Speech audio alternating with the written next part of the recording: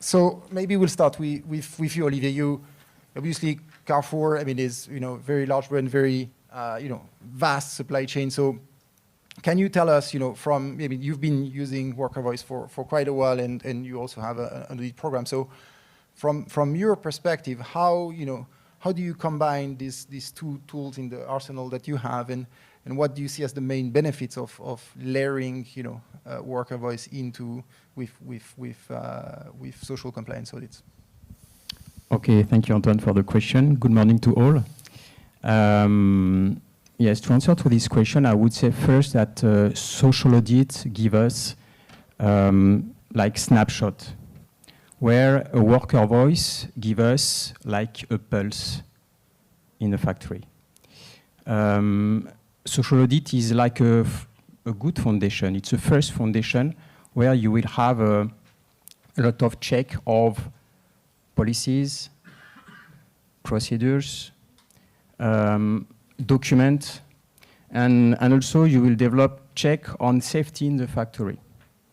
Fire extinguisher, safety condition, electrical installment. So this is installation. So this is a first good foundation. But let's be honest, it's not sufficient. In some area, we need much more, and we need a deeper investigation. Social audit at the end show us a first picture of the factory. Interviews are limited. You have less than 5% of people which are interviewed. So it's a very limited picture that you could have through the audit. And even when you do interview, these audits are done not really 100% anonymous. It's a face-to-face with an auditor, so there is confidentiality that should be respected, but the 100% anonymous is not really there. And the second point for the audit, it's one moment in a time. You do social audit every year, every 2 years, so it's not really continuous.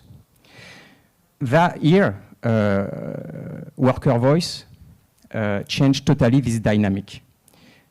On Worker Voice, it's 100% anonymous. And on Worker Voice, when you do a survey, for example, you will cover 80%, 70, 50, even 50% of the workforce, which is much more than an audit. So here, it makes a huge difference with an audit. Let's tell me an example on that. We had on the field in Bangladesh. So in Bangladesh, we had a factory working with Carrefour. Social audit was good, done by through standard BSCI, by external auditor. Good condition, apparently.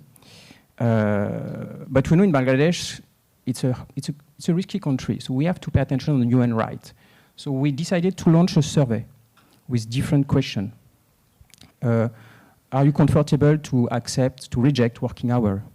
The freedom to go and to leave a factory is really there. When you need, you can do whatever you want. Is it the management is really respectful? Is there any harassment? So different questions from this worker survey. A lot of participation happened on this. We did the onboarding, Carrefour team, local team, with Ulula as well. And at the end, we got the result, which was a little surprising. Social audit was very good, but the result on the real condition of the worker was really not at this level. So what happened is there was an action plan, because to detect the problem is not sufficient. You need to solve the problem. So there was an action plan. The top management from the supplier side understood that they had to solve it. We engaged an NGO. Training of middle management was done. So at the end, there was a great improvement. Supplier improved, worker condition improved, and Carrefour decided to continue with the supplier. So here we can see that the tool worked very well.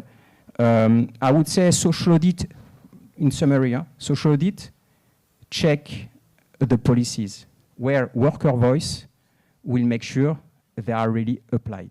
They will make sure about the reality on the field. Thank you, Olivier. Now, turning to you, Bonnie.